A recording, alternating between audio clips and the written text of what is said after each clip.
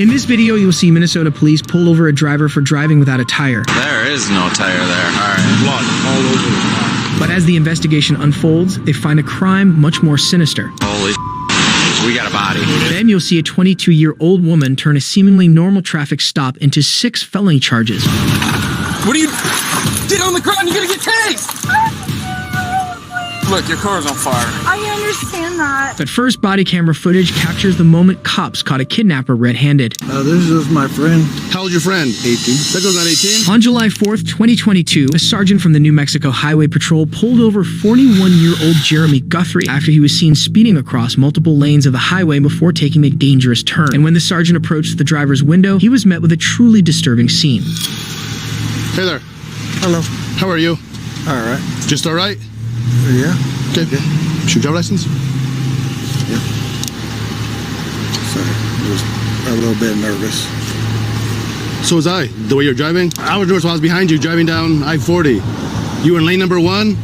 At times, you went all the way from lane number 1 all the way over. Then you were a signal, had problems keeping your vehicle one lane. And then when you merge on from westbound 40 to northbound 25, you took that curve way too fast. I did. I'm sorry. I thought you were gonna crash. No, I I didn't say. I don't think so. I'm just saying I thought you were gonna crash. While the sergeant explains to Jeremy why he is being pulled over, they notice other people in the car who all appear to be under the age of 18. The sergeant offers Jeremy the opportunity to explain who the children are, and his explanation is strange. He claims that the kids are his friends. Okay, and then you have a bunch of kids in the car. How many kids? You have 1, 2, 3, 4, 5, 6. Who are these kids to you? This is my friend. That's your friend? Yeah. How old's your friend? 18. That girl's not 18? That girl's not 18? Yeah. No, she's not. No. I think she is. That girl's not 18. Trust me. She don't look 18. Ma'am, how old are you?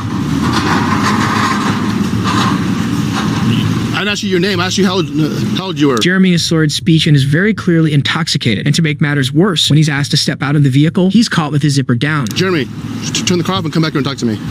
All right.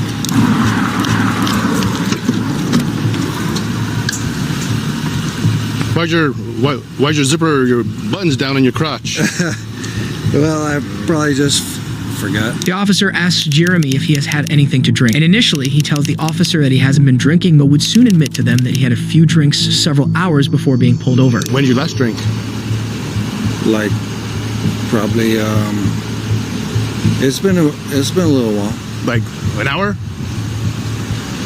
I would say it's more than yeah, Like maybe 2?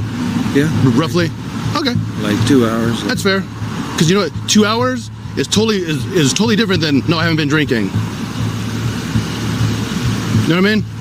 Yeah. But I mean, it's okay. It's okay. We're not gonna argue about it. I mean, I know what I smell. I know what I hear. I know what I see. Do you think you're safe to drive? Yeah. You do? Absolutely. When the officer again asks Jeremy about the kids inside the vehicle, he has an absurd response. Who are they?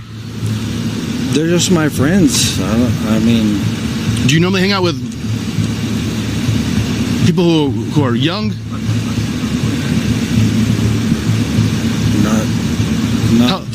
How old are you? I'm 41. 41? Okay. Hang tight right there, okay? The sergeant then approaches the kids in the vehicle and begins questioning them. How old are you? And don't lie to me. I mean, okay, like, I'm not gonna play the game where you lie. I know that you're not 18. Okay? So if you want to have attitude, you in the front, okay? We go about it another way. Simple as that. So if I sense any attitude or you give me lip, we'll do it another way. Okay, how old are you? 14. Thank you. Simple question. 14. Really 14? Yes, sir. Okay. 14. Okay. 18. Okay. 13. Okay. 14. Okay. Who is this guy to anybody? That's our homies. And then she knows his kid. Okay. So that there's your homie. Okay. So you guys all need to call your parents. Yes, sir. Okay. Okay. And have your parents meet us here. Meanwhile, the second officer conducts a few field sobriety tests on Jeremy, which he fails and is subsequently arrested. He was charged with driving while under the influence and 6 counts of child abuse. However, that wasn't the worst of it, as something else later came to light that would shock the whole community. Charges are piling up against an Albuquerque man who at first was accused of driving drunk with kids in the car. Now he's charged with raping one of those children. Jeremy Guthrie kept quiet as officers walked him into APD headquarters this afternoon. The 41-year-old was first arrested early this morning after July 4th, when police say he was pulled over drunk with 6 minors in the car. And they say it turned out he had given them alcohol too. That's when police heard from a family member of one of the kids about an ongoing sexual relationship between Guthrie and the 13-year-old girl. Family told police it had been going on for months, and the girl even had a miscarriage when she was just 12 years old. Jeremy's crimes were vile, but what happens when they detain her? However, this is when the true depth of Juan's crimes is revealed. As it turned out, the suspect's name isn't Juan, and the car she was driving isn't hers either. In reality, the woman is 31-year-old Hyen Deng, a New Yorker who reportedly worked at a nightclub in Queens. It was here that she met and began a relationship with Justin Lee, 26-year-old who was married to another woman. On September 19, 2021, Justin was found dead in Hyen's room by the NYPD. The cause of death was a single gunshot wound to the head. After killing Justin, Hyen allegedly stole his vehicle and was seen driving around before abandoning it in a parking lot and somehow acquired the vehicle she was in right now. Hyen Deng was extradited to New York, where she was indicted by a Queens grand jury on murder, burglary, and gun charges. Away with murder. But what happens when a murderer gets caught red-handed? What? Blood all over. What looks like blood in there? And It's not blood, it's deer meat. I had a big bag there's a farm around here that does deer meat and hamburgers. On May 20th, 2022, Minnesota police pulled over a car that was driving without a tire and had its back windows smashed open. Yeah, they got her here.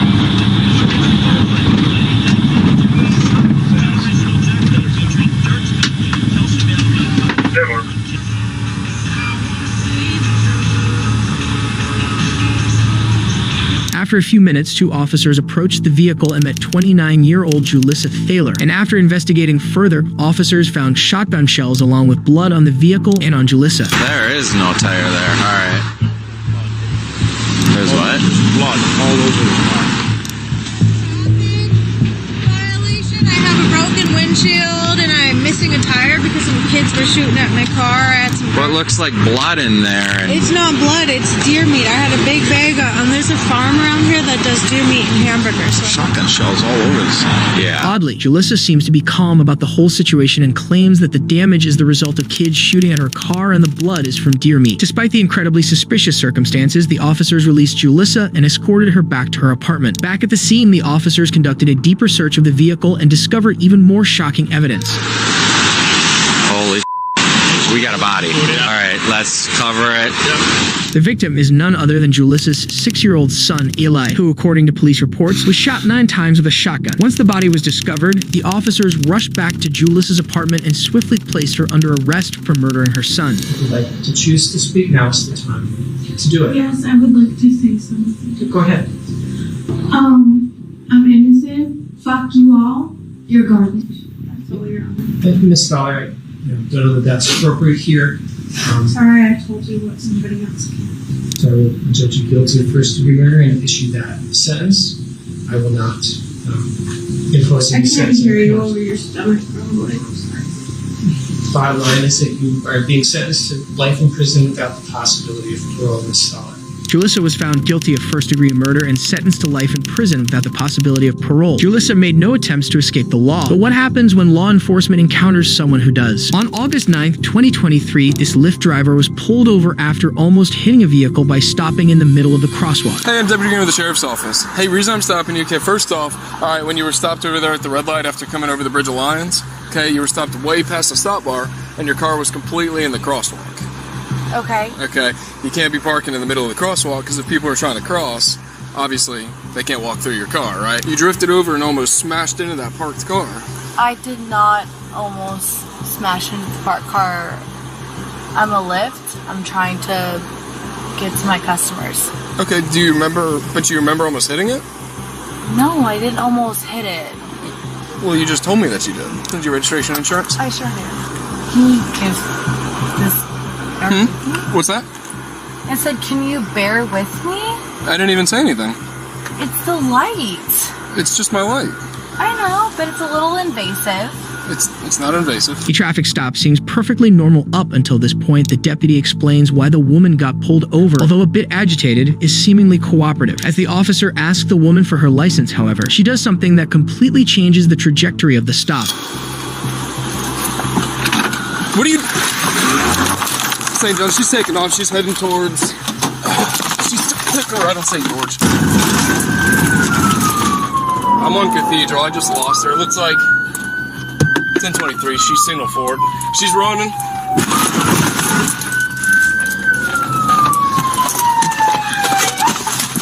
Get on the ground. You're gonna get tased. You're gonna get tased. Get on the ground now. Get on the ground. Get on your stomach. Get on your stomach now. Get on your stomach. You're gonna get tased if you move. The woman reaches speeds of up to 70 in a 20 miles per hour zone and nearly hits two pedestrians who had to jump out of the way to avoid being run over. The chase lasts only a minute or two before the woman crashes into a wooden power pole. As the deputy attempts to put her under arrest, she starts pleading with them and keeps saying she has never been in any legal trouble in the past.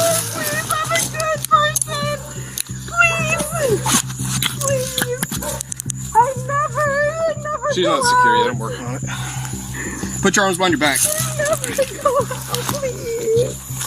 I've never done anything like this. I'm scared. Please. You just made a bad decision. I know, but I'm Sit up. If a suspect had stayed cooperative with the deputy, she could have gotten away with a much lesser charge. But instead, she decided to flee and made things much worse for herself. I'm sorry. Look, your car's on fire. I understand that. I've never done anything in my life. Yeah, well, you made a bad choice.